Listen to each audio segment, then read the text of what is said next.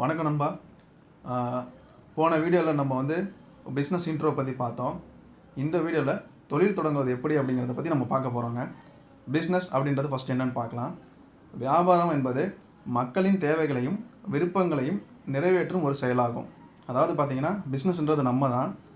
அந்த அந்த அந்த பிஸ்னஸில் கிடைக்கக்கூடிய அந்த செயலால் நமக்கு கிடைக்கக்கூடிய பெயர், பணம், புகழ் இதெல்லாம் தாங்க பிஸ்னஸ். சரிங்களா?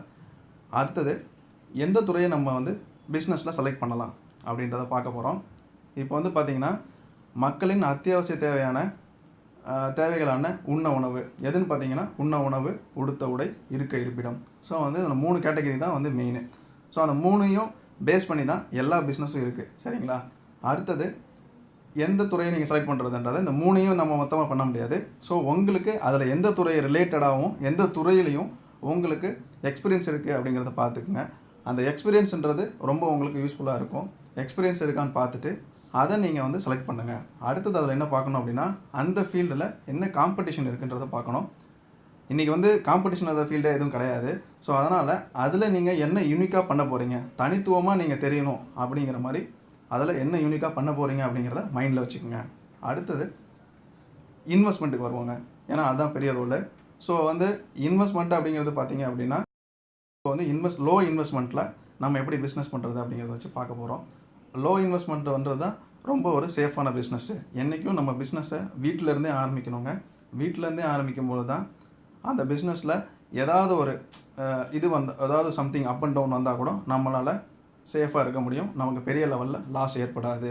ரொம்ப ஆசைப்பட்டு நம்ம வெளியில் போயிட்டு பெருசாக இன்வெஸ்ட் பண்ணி நஷ்டத்தை பெருசாக ஒருவேளை அந்த பிஸ்னஸில் நஷ்டங்கள் ஏற்பட்டுச்சு அப்படின்னா நம்மளால் சமாளிக்கவே முடியாது.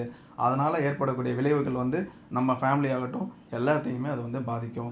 ஸோ இன்னொன்று வந்து பார்த்திங்கன்னா சில பேர் யோசிக்கலாம், நான் வந்து என்கிட்ட பக்காவான பிளானிங் இருக்குது, என்கிட்ட வந்துட்டு எல்லாமே ப்ராப்பர் பிளானிங் இருக்குது அப்படின்னு சொல்லிட்டு நீங்கள் வந்துட்டு ஃபீல்டில் இறங்கலாம். ஆனால் வெளியில் போயிட்டு நீங்கள் பிஸ்னஸ் ஆரம்பிக்கும் போது அந்த ஆரம்பித்ததுக்கப்புறமா தான் தெரியும் அதில் வந்து எவ்வளோ பிரச்சனைகள் வரும், என்ன அப்ஸ் அண்ட் டவுன்ஸ் வரும் அப்படிங்கிறது தெரியும். ஏன்னா என்னோடய எக்ஸ்பீரியன்ஸில் நான் அதை பார்த்துருக்கேன். ஸோ அதனால் வந்துட்டு அதை அவாய்ட் பண்ணணும் அப்படின்னா நீங்கள் வந்து பெட்டர் வீட்டிலேருந்து பண்ணுறது தான் பெட்ரு. அப்படி நீங்கள் மிஸ் பண்ணிட்டீங்கன்னா திருப்பி அந்த பிஸ்னஸை உங்களை வீட்டுக்கே கொண்டு வந்து விட்டுரும். அடுத்தது ஸ்மால் இன்வெஸ்ட்மெண்ட் பிஸ்னஸில் இன்னொரு பெனிஃபிட் என்னன்றதை நீங்கள் நல்லா கவனிக்கணும். ஸ்மால் இன்வெஸ்ட்மெண்ட் பண்ணும்பொழுது நீங்கள் சின்னதாக ஒரு 10 ரூபா நீங்கள் வந்து ஸ்மால் இன்வெஸ்ட்மெண்ட் வீட்டிலேருந்தே பண்ணும்போது சம்பாதிச்சாலும் அந்த 10 ரூபானால் கிடைக்கக்கூடிய உங்கள் சந்தோஷம் வந்து பெரிய லெவலில் இருக்குங்க. அதுவே உங்களுக்கு வந்து ஒரு பெரிய இன்ட்ரெஸ்ட்டை க்ரியேட் பண்ணும். அதே சமயத்தில் உங்களுக்கு வந்துட்டு ஒரு பெரிய கான்ஃபிடென்ட்டையும் கொடுக்கும். ஸோ அதனால் வந்துட்டு இன்ட்ரெஸ்ட்டை நீங்களே தான் க்ரியேட் பண்ணணும். வேறு யாரும் உங்களுக்கு இன்ட்ரெஸ்ட் க்ரியேட் பண்ண மாட்டாங்க. அது மாதிரி உங்களோட இன்ட்ரெஸ்ட்டை நீங்கள் க்ரியேட் பண்ணிக்கோங்க. ஸோ ஒரு ஸ்மால் பிஸ்னஸோட பெனிஃபிட்டை பற்றி நம்ம பார்த்துட்டோம். பெருசாக இன்வெஸ்ட் பண்ணிங்கன்னா கண்டிப்பாக அதோட லாஸ் வேறு லெவலில் தான் இருக்கும். ஸோ இனிஷியலாக பண்ணுறவங்க எல்லாரும் வீட்டிலேருந்தே பிஸ்னஸ் ஆரம்பிக்கிறது ரொம்ப நல்லதுங்க. இன்னொரு விஷயம் சொல்லணும்னு ஆசைப்பட்றேன். இன்றைக்கி வந்துட்டு பெரிய பெரிய நிறுவனங்கள் எல்லாமே வந்து பார்த்திங்கன்னா கூகுள் போன்ற பெரிய நிறுவனங்கள் எல்லாமே வந்து பார்த்திங்கன்னா ஒரு வீட்டிலேருந்து ஒரு ரூம்லேருந்து ஆரம்பித்த நிறுவனங்கள் தான். ஒரு ஸ்டார்ட் அப் நிறுவனமாக ஆரம்பித்த நிறுவனங்கள் ஒரு கம்பெனிகளாக இருக்காங்க. அடுத்தது ஒரு சின்ன பிஸ்னஸ் நம்ம வந்து ஸ்மால் இன்வெஸ்ட்மெண்ட்டில் ஸ்டார்ட் பண்ணிட்டோங்க. அதுக்கப்புறம் ஸ்டார்ட் அப் பிஸ்னஸை எப்படி ரிஜிஸ்ட்ரேஷன் பண்ணுறது. இனிஷியலாக நீங்கள் வந்து வீட்டிலேருந்து பண்ணும்போது வந்து பார்த்திங்கன்னா ரிஜிஸ்ட்ரேஷன் வந்து ஒரு ஸ்டார்ட் அப் பிஸ்னஸுக்கு வந்துட்டு ரிஜிஸ்ட்ரேஷன் தேவைப்படாது. ஸோ உங்கள் பிஸ்னஸை நல்லா ஃபாலோ பண்ணுங்கள். அந்த வீட்டிலேருந்து பண்ணக்கூடிய ஸ்மால் இன்வெஸ்ட்மெண்ட் பிஸ்னஸ் வந்து நல்ல ஒரு ப்ராஃபிட்டபுளாக போகுதா, நல்ல ரெவென்யூ நமக்கு கிடைக்குதா அப்படிங்கிறத நீங்கள் பாருங்கள். நல்ல ரெவென்யூ உங்களுக்கு வருதுன்ற பட்சத்தில் நீங்கள் கண்டிப்பாக வந்து அடுத்த லெவலுக்கு போகலாம். அடுத்து வந்து பார்த்திங்கன்னா அந்த கம்பெனியை எப்படி நம்ம ரிஜிஸ்ட்ரேஷன் பண்ணலாம். ஸோ நெக்ஸ்ட் லெவல் போகும்போது நம்ம என்ன பண்ணோம், வந்துட்டு நம்ம கண்டிப்பாக கம்பெனி ரெஜிஸ்ட்ரேஷன் பண்ணுற ஒரு கட்டாயத்துக்கு நம்ம வந்துடுவோம். கம்பெனி ரெஜிஸ்ட்ரேஷன் பண்ணும்போது இன்றைக்கி கவர்மெண்ட்டில் வந்து பார்த்திங்கன்னா அவ்வளோ ஸ்கீம்ஸ் கொடுக்குறாங்க. நல்ல ஸ்கீம்ஸ்லாம் நமக்கு வந்து ஒரு ஆண்டர்ப்ரனருக்கான இதை வந்து நம்ம கவர்மெண்ட் வந்து ஏற்படுத்தியிருக்காங்க. இப்போ ஒரு எக்ஸாம்பிள் பார்த்தீங்கன்னா உத்யோக் ஆதார் அப்படின்னு ஒரு ஆப்ஷன் இருக்குங்க. அதை யூஸ் பண்ணிங்க அப்படின்னா உங்கள் ஸ்மால் பிஸ்னஸை நீங்கள் ஈஸியாக ரெஜிஸ்ட்ரேஷன் பண்ணிடலாம்.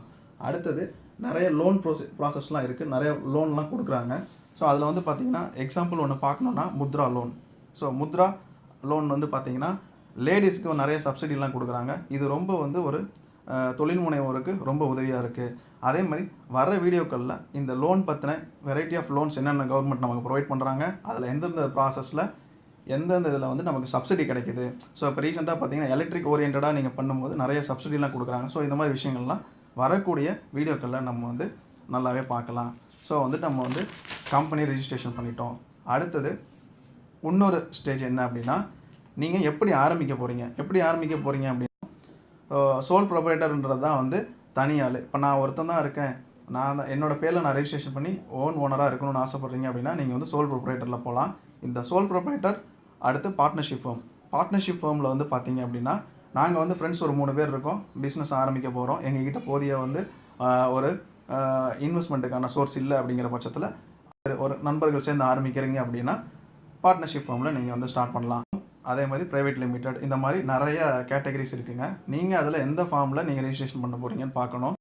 ப்ரைவேட் லிமிடெட் அப்படின்னு போகும்போது உங்கள் கம்பெனியை நீங்கள் ஆரம்பிக்கும் போதே ஒரு பெரிய லெவலில் ஆரம்பிக்கிறீங்க அப்படின்னா, ஒரு குறிப்பிட்ட மக்களை வச்சு நீங்கள் ஆரம்பிக்கிறீங்க அப்படின்னா கண்டிப்பாக வந்து நீங்கள் வந்து ப்ரைவேட் லிமிடெட் தாங்க போகணும்.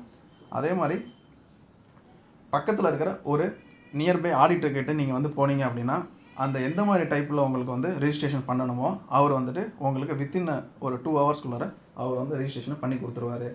ஸோ அதே மாதிரி சோல் ப்ரொப்ரைட்டர், பார்ட்னர்ஷிப் ப்ரொப்ரைட்டர், இந்த 2 ப்ராசஸ்லையுமே வந்து பார்த்திங்கன்னா அந்த டேக்ஸ் சம்மந்தமான சில விஷயங்கள்லாம் இருக்குது. ஸோ இதில் ஒரு பெனிஃபிட்ஸ் இருக்கும், அந்த பார்ட்னர்ஷிப் ஃபார்மில் போகும்போது ஒரு பெனிஃபிட்ஸ் இருக்கும். ஸோ இதை பற்றி எல்லாமே நம்ம வந்து வரக்கூடிய வீடியோக்களில் நம்ம பார்க்கலாம். அடுத்தது பிஸ்னஸை வந்து நம்ம வந்து பக்காவாக ரெஜிஸ்ட்ரேஷன் பண்ணிட்டோம். அதே மாதிரி என்றைக்குமே வந்து உங்கள் பிஸ்னஸுக்கு வந்து ஒரு லோகோ, ஒரு ட்ரேட்மார்க், இந்த ப்ராசஸ்லாம் நீங்கள் வந்து பண்ணணும். அதுவும் அதே மாதிரி ஆடிட்டர்கிட்ட நீங்கள் கேட்டிங்கன்னா அதுக்கான ப்ரொசீஜர்ஸ் கொடுப்பாரு. இன்றைக்கி இருக்கிற ரிஸ்க் இன்னொன்று பார்த்தீங்கன்னா, நீங்கள் கஷ்டப்பட்டு ஒரு ஸ்மால் பிஸ்னஸ் எப்படி பண்ணுவீங்க, மேக்ஸிமம் டிஜிட்டல் மார்க்கெட்டிங் தான் நம்ம பண்ணுவோம். அப்போ வந்து நம்ம என்ன பண்ணுறோம் அப்படின்னா, நம்ம ஒரு ஃபோட்டோஸோ நம்ம கஷ்டப்பட்டு செஞ்ச ஒரு ப்ராடக்ட்டை வந்து நம்ம ஃபோட்டோஸ் எடுத்து ஒரு சோஷியல் மீடியாவிலையோ இதுலேயோ நம்ம வந்து ஷேர் பண்ணுவோம். அப்போ என்ன பண்ணுவாங்க, நோக்காமல் சில பேர் என்ன பண்ணுவாங்க, டாக்குன்னு உங்கள் ஃபோட்டோ எடுத்து அவன் காப்பி பண்ணி வச்சு அவனோட ஃபோனை போட்டு அவன் பிஸ்னஸ் பண்ணுவான். ஸோ இந்த மாதிரி விஷயங்களுக்குலாம் சிம்பிளாக இந்த காப்பிரைட்ஸ்ன்ற விஷயத்த வந்து நீங்கள் வந்து மைண்டில் வச்சுக்கணும். ஏன்னா இன்றைக்கி வந்து நிறைய பேர் அந்த மாதிரி பண்ணுறாங்க. ஸோ அதனால் வந்துட்டு அதை கொஞ்சம் மைண்டில் வச்சுக்கோங்க. சரி, ஓகேங்க. கம்பெனி ரெஜிஸ்ட்ரேஷன் பண்ணிட்டோம், லோகோ க்ரியேட் பண்ணிட்டோம், ட்ரேட்மார்க்கான ப்ராசஸ் நம்ம பண்ணிட்டோம். அடுத்தது நம்ம ஆஃபீஸ், அடுத்தது பிஸ்னஸ் லொக்கேஷன், மார்க்கெட்டிங், இதை நம்ம வந்து செலக்ட் பண்ணணும். அப்போது பிஸ்னஸ் லொக்கேஷன் எப்படி இருக்கணும் அப்படின்னா, வர்ற கஸ்டமருக்கு நியர்பையாக, அதாவது அக்சஸ் நியர்பையாக இருக்கணும். அப்படிங்கும்போது அவங்க வந்து எந்த மாதிரி சோர்ஸில் வேணால் வரலாம், வந்தால் உங்கள் இடத்துக்கு ஈஸியாக வந்து ரீச் ஆகிற மாதிரி இருக்கணும். அதுதான் வந்து ரொம்ப முக்கியம். அதே மாதிரி மார்க்கெட்டிங் பிளேஸ்ன்னு பார்க்கும்போது மக்கள் வந்து உங்களுடைய ப்ராடக்ட் ரிலேட்டடாக அந்த இடத்துல மக்கள் எப்படி கூடுவாங்க அப்படிங்கிற அந்த லொக்கேஷன்லாம் பிளான் பண்ணி உங்கள் மார்க்கெட்டிங் லொக்கேஷனை நீங்கள் பிளான் பண்ணணும். அடுத்தது லொக்கேஷனை பார்த்துட்டோம், மார்க்கெட்டிங் பண்ணியாச்சு, மார்க்கெட்டிங்கான இடத்தையும் நம்ம வந்து பிளான் பண்ணியாச்சு, பிஸ்னஸ் ஆஃபீஸ் எங்கே இருக்கணுன்றதை பற்றியும் நம்ம வந்து பிளான் பண்ணிட்டோம். ஸோ எல்லாமே பக்காவாக முடிஞ்சிருச்சு. அடுத்தது நம்ம பண்ணுற ப்ராடக்ட்டுக்கு நம்ம வருவோம். ப்ராடக்ட்டை நம்ம எப்படி சேல் பண்ணலாம், எவ்வளோ ப்ராஃபிட் வைக்கலாம் அப்படின்றத பார்க்கலாம். இப்போ வந்து பார்த்திங்கன்னா காஸ்ட் ப்ளஸ் மார்ஜின், நம்ம ஒரு பொருளை செய்கிறதுக்கு எவ்வளோ செலவாகுது, அதுக்கப்புறம் அதிலேருந்து அந்த விலையிலேருந்து ஒரு 12% நீங்கள் வந்து ப்ராஃபிட்டாக வைக்கலாம், மீன்ஸ் மார்ஜினாக வைக்கலாம். மார்ஜினாக வச்சு நீங்கள் வந்து உங்கள் ப்ராடக்ட்டை சேல் பண்ணலாம். ஸோ இப்போ என்ன பண்ணிட்டோம், ப்ராடக்ட்டை நம்ம செலக்ட் பண்ணிட்டோம், அதாவது இதுதான் விலை அப்படிங்கிறத நம்ம ஃபிக்ஸ் பண்ணிட்டோங்க. எடுத்தது லான்ச் பண்ணலாமா? ஃபஸ்ட்டு என்ன பண்ணுங்கள், நம்ம வந்து ஒரு டெஸ்டிங் பண்ணணும். அப்போ என்ன பண்ணணுன்னா, நம்ம நெருங்கின ஃப்ரெண்டுங்க, சொந்தக்காரங்க, இவங்க எல்லாத்தையும் கூப்பிட்டு உங்கள் ப்ராடக்ட்டு சேம் அது ரிலேட்டடாக இருக்கிற இன்னொரு ப்ராடக்ட் ரெண்டையும் கொடுத்து அவங்கக்கிட்ட யூஸ் பண்ணி பார்க்க சொல்லுங்கள், இல்லை டெஸ்ட் பண்ணி பார்க்க சொல்லுங்கள். அப்படி பார்க்கும்போது உங்கள் ப்ராடக்ட் எதுவும் நீங்கள் அவங்ககிட்ட சொல்லக்கூடாது. அப்படி அவங்க பார்த்துட்டு அவங்க கொடுக்குற ஃபீட்பேக்கை நீங்கள் நோட் பண்ணுங்கள். அது உங்கள் ப்ராடக்ட்டுக்கு நல்ல ஒரு ஃபீட்பேக் வந்துச்சு அப்படின்னாலே உங்களோட குவாலிட்டி நல்லா இருக்குது அப்படிங்கிறது தான் அர்த்தம். ஸோ அதனால் வந்துட்டு அந்த ஒரு டெஸ்டிங் ஒன்று பண்ணிடணும். அதை வந்து பிளைண்ட் டெஸ்டிங் சொல்லுவாங்க. அடுத்தது வந்து பார்த்திங்கன்னா வேல்யூ ப்ரைஸிங்னா வந்து பார்த்திங்கன்னா, இப்போ ஒரு கஸ்டமர் உங்ககிட்ட, ஒரு பையர் உங்ககிட்ட ஒரு பொருளை வாங்கிட்டு போயிட்டு அவர் பல மடங்கு லாபம் வச்சு ஒரு இடத்துல விற்கிறார் அப்படிங்கிறது உங்களுக்கு தெரியும். அப்படி ஒரு வேளை அவர் விற்கிறாரு, அந்த ப்ராடக்ட்டுக்கு மவுஸ் இருக்குது அப்படின்னு தெரிஞ்சிச்சு அப்படின்னா கண்டிப்பாக நீங்கள் அந்த இடத்துல இன்னுமே அதிகமாக ப்ராஃபிட் வச்சு நீங்கள் அவங்ககிட்ட கொடுக்கலாம். இதோட இந்த வீடியோவோட தொகுப்பு முடியுது நண்பா.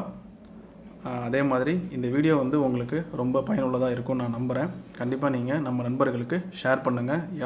ஏதாவது ஒரு நண்பருக்கு இதில் இருக்கிற ஏதாவது ஒரு பாயிண்ட்டு அவங்களுக்கு வந்து யூஸ்ஃபுல்லாக இருக்கும்.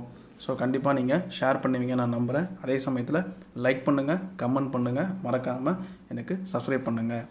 அதுக்கப்புறம் அடுத்த வர வீடியோக்களில் எந்த பிஸ்னஸ் ஸ்டார்ட் பண்ணலாம், அதில் வந்து லோ இன்வெஸ்ட்மெண்ட்டில் எப்படி பிஸ்னஸில் ஹை ப்ராஃபிட் எடுக்கலாம் அப்படிங்கிறத பற்றியும், அந்த பிஸ்னஸை பற்றியும் நம்ம வந்து வர வீடியோக்களில் பார்க்கலாம். இது வரைக்கும் நம்ம யூடியூப் சேனலை பார்த்த சப்ஸ்கிரைப் பண்ண எல்லா நண்பர்களுக்கும் நன்றி.